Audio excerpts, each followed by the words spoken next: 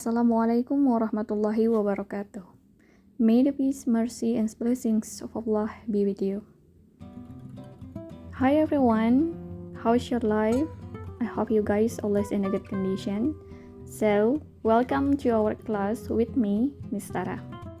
And without further ado, let's go. And to make you easier, let me speak in bahasa.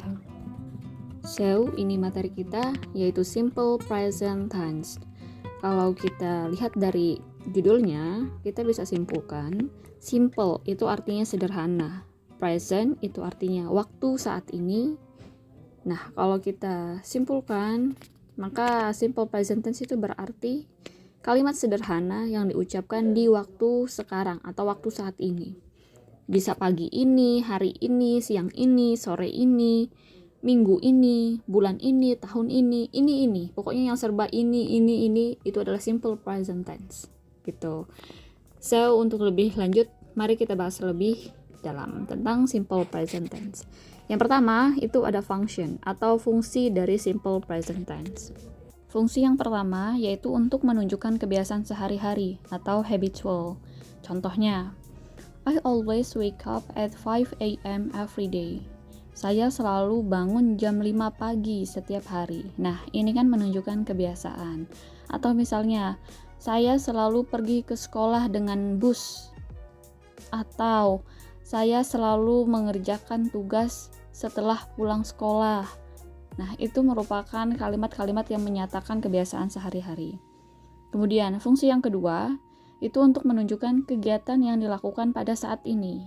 Contohnya, my father reads newspaper in the living room. Ayahku membaca koran di ruang keluarga. Atau, ibu saya memasak di dapur pagi ini. Nah, itu adalah contoh kalimat yang menunjukkan kegiatan yang dilakukan pada saat ini. Dan fungsi yang terakhir yaitu untuk mengungkapkan kebenaran umum. Contohnya, the sun rises in the east. Matahari terbit di timur. Nah, ini merupakan fakta umum yang kita semua ketahui kebenarannya ya. Atau 1 tahun terdiri dari 12 bulan. Itu juga merupakan sebuah fakta umum. Oke, next, sekarang kita ke kind of simple present tense atau bentuk simple present tense. Jadi simple present tense itu terdiri dari 2 bentuk. Yang pertama verbal dan yang kedua nominal. Untuk yang verbal itu adalah simple present tense yang terdapat verb atau kata kerja di dalam kalimatnya. Sedangkan yang nominal itu tidak terdapat verb, tetapi ada to be-nya atau kata kerja bantu yang digunakan dalam kalimat. Sekarang mari kita bahas satu persatu setiap bentuk simple present tense ini. Yang pertama yaitu verbal. Verbal itu ada verb atau ada kata kerja di dalam setiap kalimatnya. Nah, dalam verbal itu ada 3 macam kalimat. Yang pertama ada kalimat positif, kemudian ada kalimat negatif, dan ada kalimat interrogatif atau kalimat tanya. Untuk setiap kalimat ini memiliki rumusnya masing-masing. Kalimat positif, rumusnya adalah subjek plus verb 1 s atau es plus complement. Complement itu adalah pelengkap. Kemudian kalimat negatif rumusnya subjek plus do atau does plus not plus verb one plus complement.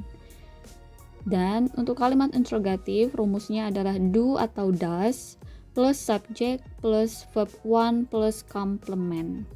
Di sini perlu dilihat untuk kalimat positif verb one itu ketambahan s atau es. Sedangkan untuk kalimat negatif dan kalimat interrogatif itu tidak ada ketambahan s atau es dalam verb satunya. Ya, jadi beda. Nah, sebelum kita masuk ke pembahasan lebih lanjut tentang penggunaan rumus ini dalam kalimatnya, kita harus tahu dulu catatan penting. Yang pertama, subjek. Subjek dalam bahasa Inggris itu berarti pelaku, orang yang melakukan suatu tindakan. Ya. Nah, dalam bahasa Inggris, subjek itu bisa berupa I, you, they, we, she, he, it. I, saya, you, kamu, they, mereka, we, kita, atau kami, she, dia perempuan, he, dia laki-laki, it, dia benda. Nah, untuk subjek I, you, they, we, mereka ini adalah subjek yang tidak suka s atau es. Sedangkan subjek she, he, dan it, mereka adalah subjek yang menyukai s atau es. Oke, catatan yang penting berikutnya yaitu tentang verb atau kata kerja. Kata kerja di sini ada kata kerja yang menggunakan atau ketambahan s dan ada yang ketambahan es. Bagaimana cara membedakannya? Jadi, untuk penambahan huruf es itu digunakan untuk kata kerja yang memiliki akhiran huruf berikut. Contohnya, kata kerja yang memiliki akhiran huruf sh, yaitu wash. Dia kan akhirnya adalah huruf sh, maka dia akan ketambahan es menjadi washes. Kemudian, ada ch, contohnya adalah watch, maka dia ketambahan es menjadi watches. Kemudian ada huruf ss, contohnya miss, maka dia menjadi misses, ketambahan es juga. Terus ada huruf konsonan, terus diakhiri huruf y, contohnya adalah study. Huruf d di akhir itu adalah huruf konsonan, kemudian ketemu sama huruf y, maka dia berubah menjadi studies. Nah, y-nya ini diganti menjadi i, kemudian ditambahkan es, maka menjadi studies. Kemudian ada huruf Z. Contoh katanya adalah buzz, maka dia menjadi buzzes. Kemudian ada huruf X, maka dia menjadi contohnya adalah fix, maka dia menjadi fixes, ya. Dan yang terakhir itu untuk kata yang berakhiran huruf O. Contohnya go, maka dia ketambahan es menjadi goes. Nah, ini adalah verb atau kata kerja yang berakhiran yang harus ditambahkan es. Selain ini, maka dia hanya ketambahan s saja. Oke, sekarang kita buat contoh kalimat positif, negatif, dan interrogatifnya. Contohnya, di sini ada kalimat positif. My father reads newspaper in the living room. Ayahku membaca koran di ruang keluarga. Sekarang kita cocokkan dengan rumus kalimat positif yang ada di atas. Untuk rumus kalimat positif, yang pertama itu kan ada subjek. Nah, kita lihat di contoh. Yang mana yang menjadi subjek? My father, ya. My father itu adalah subjeknya. Kemudian verb one atau kata kerja bentuk pertamanya, yaitu adalah read atau membaca. Kemudian complement. Complementnya adalah newspaper in the living room. Oke. My father itu sebagai subjek, read sebagai verb one, newspaper in the living room sebagai komplementnya. Nah, sekarang kita lihat dulu untuk bagian verb one. Di situ sebenarnya verb dasarnya adalah read tanpa huruf s. Kenapa di sini kita tambah huruf s? Ingat catatan penting yang sebelumnya kita bahas. Untuk subjek I, you, they, we, mereka adalah subjek yang tidak menyukai s atau es. Sedangkan subjek she, he, dan it, mereka adalah subjek yang menyukai s atau es. Ingat ya. Nah, di sini subjek yang kita gunakan adalah my father. My father itu adalah he. Maka sesuai dengan rumus yang di atas, verb 1 itu ketambahan s atau es. Jadi di sini untuk verbnya kita tambahkan s, maka dia menjadi reads. Ya. Karena subjeknya itu he itu menyukai s, dan di verbnya harus kita tambahkan s. Kecuali kalau misalnya subjeknya itu kita ganti. Misal menjadi I read newspaper in the living room.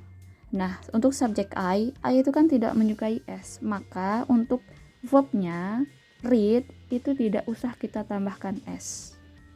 I read newspaper in the living room. Gitu ya. Lanjut, untuk yang kalimat negatif, untuk rumusnya itu adalah subjek plus do atau does plus not plus verb 1 plus complement. Nah, di sini yang menjadi subjek adalah my father. Tetap ya. Kemudian kita pakai do atau does nih. Pakainya adalah does. Kenapa pakai does? Karena my father itu adalah kata gantinya he.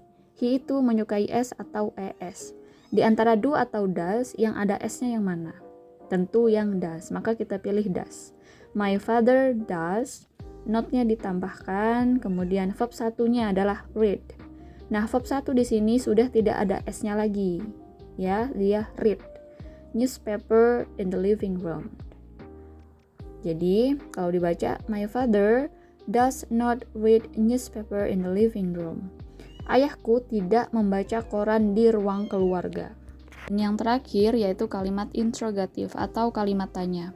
Di sini rumusnya adalah do atau does plus subject plus verb 1 plus complement. Sesuai dengan rumus, maka yang pertama kita taruh di sini adalah does. Kenapa pakai does? Karena subjeknya adalah my father. My father atau he, dia suka S atau ES, maka kita pilihnya yang does. Setelah does itu diikuti oleh subjek. Subjeknya adalah my father. Nah, untuk di kalimat tanya, khusus untuk subjek itu kita ganti ya. Jadi kalau yang tadinya my father, kita ganti menjadi he. Kemudian setelah subjek diikuti oleh verb 1 atau verb 1. Verb 1-nya adalah read, tanpa huruf S lagi di akhirnya. Read saja sesuai dengan rumus ya. Dan diikuti oleh complementnya, newspaper in the living room. Jadi kalau kita baca, does he read newspaper in the living room? Apakah dia yang dimaksud adalah ayah saya, apakah dia membaca koran di ruang keluarga? Kalau ada kalimat interrogatif atau kalimat tanya seperti ini, pasti membutuhkan jawaban. Nah, untuk cara menjawabnya pun ada rumusnya. Untuk kalimat positif, itu rumusnya adalah yes plus subject plus do atau does. Untuk kalimat negatifnya, no plus subject plus do atau does plus not. Coba kita jawab pertanyaan dari kalimat contoh yang di atas. Does he read newspaper in the living room? Apakah dia membaca koran di ruang keluarga? Untuk jawaban yang positif, maka akan menjadi yes, he does. Iya, dia membaca koran. Untuk jawabannya negatif, no, he does not. Tidak, dia tidak membaca koran. Nah, itulah contoh dari yang verbal dalam simple present tense. Kalau kalian ada waktu, silahkan, ini ada latihan. Dicoba untuk membuat kalimat positif, negatif, interrogatif, dan cara menjawabnya. Setelah kita bahas yang verbal, sekarang kita bahas yang bentuk kedua dari simple present tense, yaitu yang nominal. Untuk yang nominal, itu tidak ada verb di dalam kalimat, melainkan adanya adalah to be. To be itu adalah kata kerja bantu. Nah, di nominal, itu ada 3 to be yang digunakan, yaitu am, is, dan are. Subjek I menggunakan to be am, menjadi I am. Subjek you, they, dan we menggunakan are. Jadinya you are, they are, we are. Dan subjek she, he, dan it menggunakan to be is. She is, he is, it is. Jadi nggak bisa tuh kalau you is, itu nggak bisa. You is sleep, makanya itu salah, karena nggak sesuai dengan to be-nya. And also, di kalimat nominal juga terdapat 3 jenis kalimat, yaitu kalimat positif, negatif, dan interrogatif, dan memiliki rumusnya masing-masing. Untuk kalimat positif, rumusnya adalah subject plus to be plus complement. Kalimat negatif rumusnya subject plus to be plus not plus complement. Dan kalimat interrogatif, rumusnya adalah to be, subject plus complement. Sekarang kita lihat contohnya. Yang di kalimat positif, Laura is pretty. Laura cantik. Nah, Laura di sini sebagai subjeknya, is di sini sebagai to be-nya, dan pretty di sini sebagai complement-nya atau pelengkapnya. Terus untuk kalimat negatifnya, Laura is not pretty. Laura tidak cantik. Laura sebagai subjek, is sebagai to be, kemudian not, kemudian pretty sebagai complement. Dan yang terakhir, to be dulu, yaitu adalah is she pretty? Apakah dia cantik? To be-nya adalah is, subjeknya adalah she. Ingat ya, di sini nggak Laura lagi namanya, tapi kita ganti menjadi she. Kemudian complement-nya adalah pretty. Is she pretty? Apakah dia cantik? Dan untuk cara menjawabnya, kalau kita menjawab yang positif, maka kita gunakan yes plus subject plus to be. Untuk yang negatif, maka no plus subject plus to be plus not. Maka jawaban dari pertanyaan ini, is she pretty adalah yes, she is. Dan no, she is not. Oke, yes, she is. Iya, dia cantik. No, she is not. Tidak, dia tidak cantik. I think that's all. Miss rasa itu untuk penjelasan dari nominal. Gak perlu lama-lama. Ini ada latihan lagi. Silahkan dicoba jika ingin mencobanya. So everyone, that's all for today. I hope you got my point. If not, please drop your question in the comments below. Don't forget to give thumbs up. Have a nice day. Assalamualaikum warahmatullahi wabarakatuh.